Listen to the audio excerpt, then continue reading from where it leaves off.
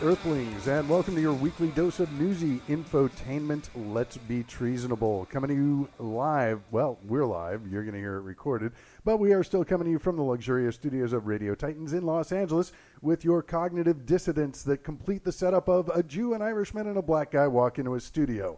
I am Dr. David Robinson, your host for the week. And on the panel, we've got Jim Coughlin. Hello. Hello, Jim. Top of the morning to you. We'll talk about that in a minute because I guess happy belated St. Patrick's Day. Oh, thank you. And also on the panel, the black voice of reason, Mr. Tymon Shipp. Power to the people. Good morning to you. Good to be here with our fellow Irishmen. Yeah. Black Irish? You might be. Are you Irish? Yeah, by trade, yeah. By trade. How's that working? Well, as always, it's been a slow news week in the world of Trump. But there is still plenty to talk about. One of the things I wanted to start with that was sort of the big story and the big non-story this week was Rachel Maddow's reveal of Donald Trump's tax returns.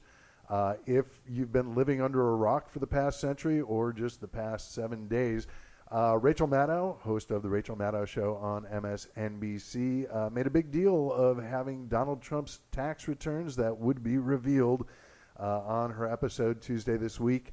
There was 20 minutes of setup and then 2 pages of a tax return from 1985 that really didn't tell us anything. No, 2005, right? I'm sorry, 2005, but not 1985.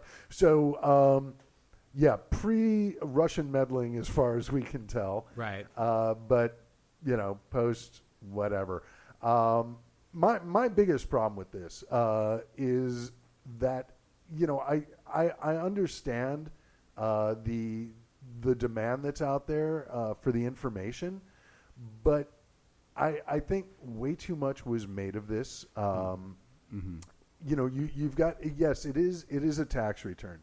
But there is nothing really compelling. I mean, yes, he paid a 25% tax rate, which is less than most people who make a fraction of what he pulls in pay. But I think to move away from the specifics of the tax returns for a minute, I think the bigger problem for me here is that we're starting to see the left adapting the tactics of the extreme right that we saw under Obama. And we are starting to do the same shit that we spent 8 years making fun of the teabaggers for. And I think it's turning out to be equally ineffective, but more so because it's already been done and everybody knows it's a load of crap. Thoughts? So, explain to me what that means. Well, I think, knowing in retrospect what was in the 2 pages of tax returns that they revealed and parsed on the air, it was all about the hyperbole. And building up this, we got the tax returns. There's a big demand for tax returns. We got the tax returns. And what they revealed was really kind of a big nothing. Oh, so kind of like Rivera when he thought he had the... Al Capone's vault. Al Capone's vault, yeah. Which I watched live on Geraldo Rivera. I was like, I thought you said Revere, and I'm thinking, how does Paul Revere figure into this? Was it like the British weren't coming? He's like, the British are coming, the British are coming. And it's like, there's no British. There's no British. It's all just a horse ride. Yeah. But I think I would agree with you if the left then said, we've got the tax returns. But instead they were like, what? Rachel Maddow let us down. This is nothing. Or almost nothing. But I think that is very typical of what we saw throughout the election, of the left cannibalizing themselves and people being so into individual issues that they are unable to see the bigger picture.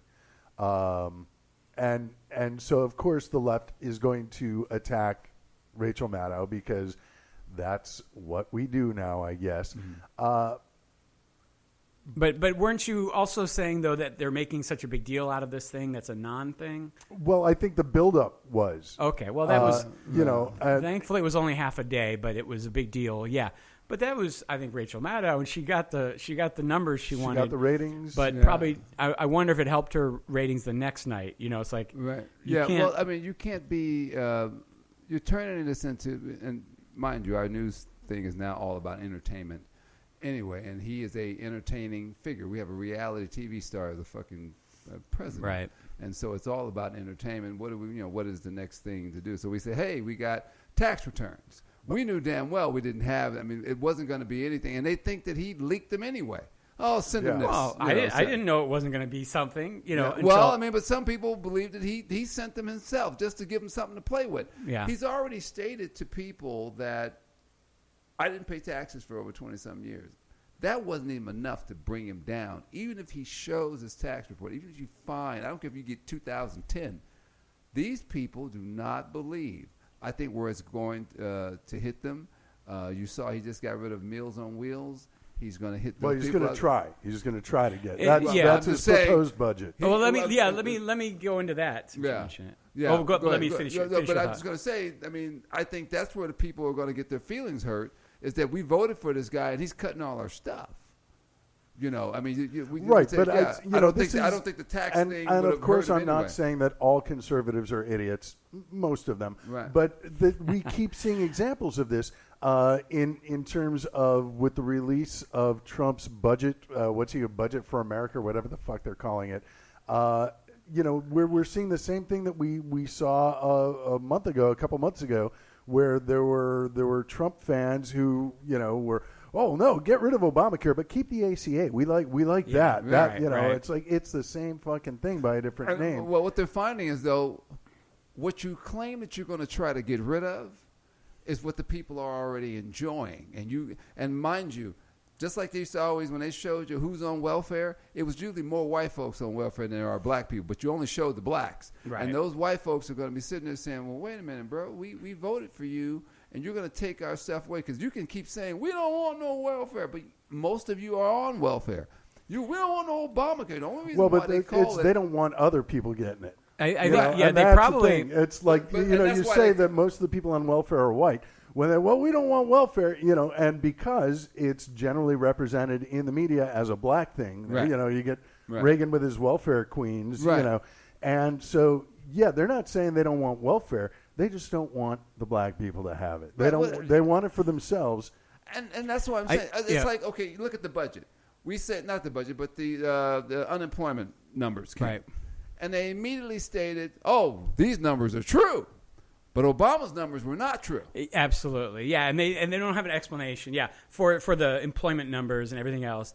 It's all bullshit. By the way, since he's now going to treat the numbers as, these numbers are real, but one of the numbers he's quoted again, this is one that drives me nuts, was 94 million not participating in the workforce, but that includes retired people and things like that. Well, those numbers aren't going to change either. So at the end, it's like, there's still 94 people. Not necessarily. With the proposed Republican health care plan, a lot of those people are going to die. There is that. There will be, that's how they're going to cut the numbers. A light at the end of the tunnel. Yeah.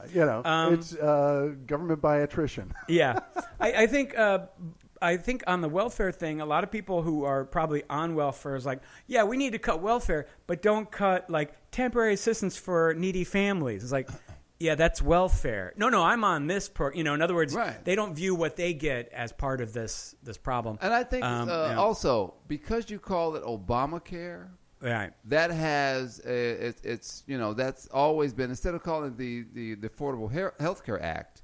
No, you called it Obamacare because that way that sends a message to them. No, this is Obama. Well, it started with the Republicans saying we're going to call it Obamacare so we can use his name to demonize it. Exactly. And Obama basically said, you know what? I like it.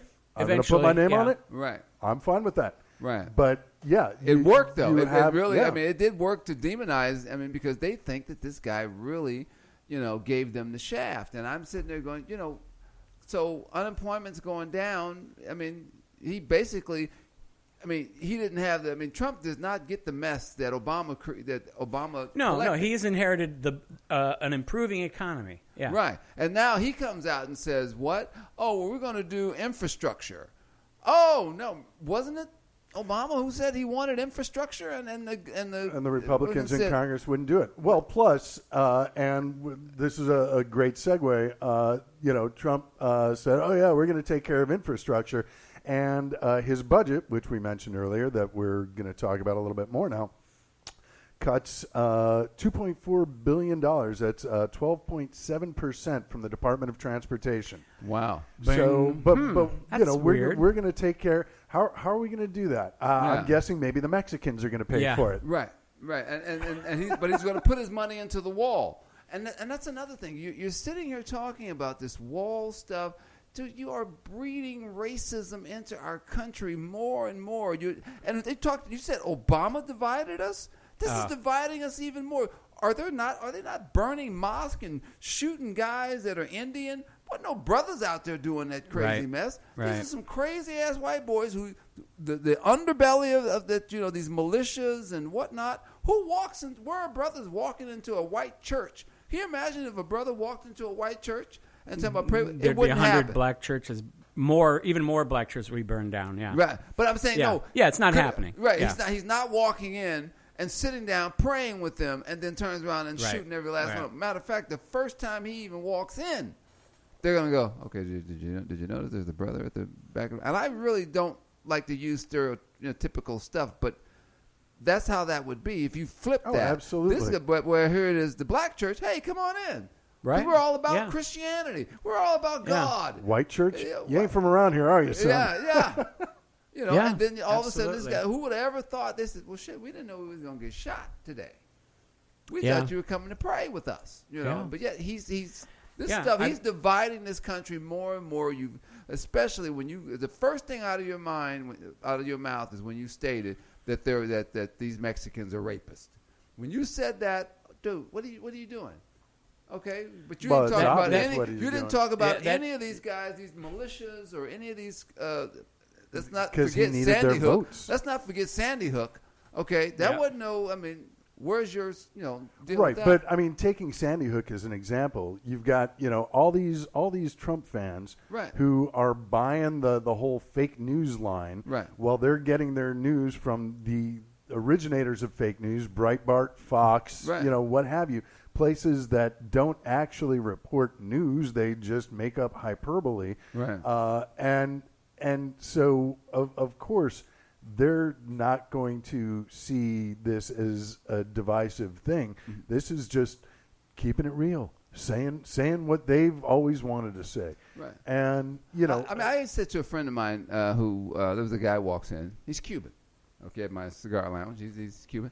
He's a Trump fan, And some of the brothers were watching the game, and they, apparently it was a commercial. Somebody mentioned, we were smoking cigars, and the guy mentioned, what about Donald Trump? Yeah, I love Trump. Trump. And he's talking about Trump. Well, one of the black dudes eventually goes off, he's a racist. He's a blah, blah, blah.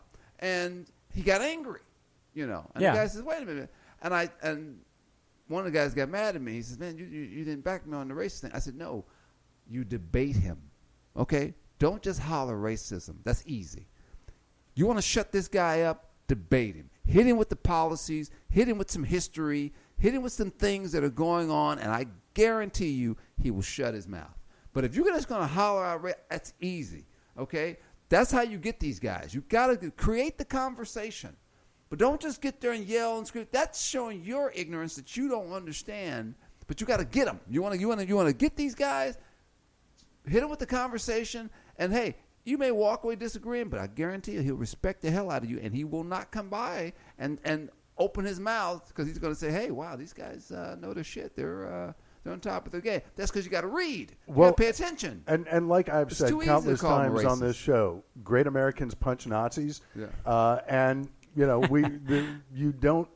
It's kind of useless to debate a Nazi because you're not going to change them. But what you are going to do is you are going to let everybody else in the room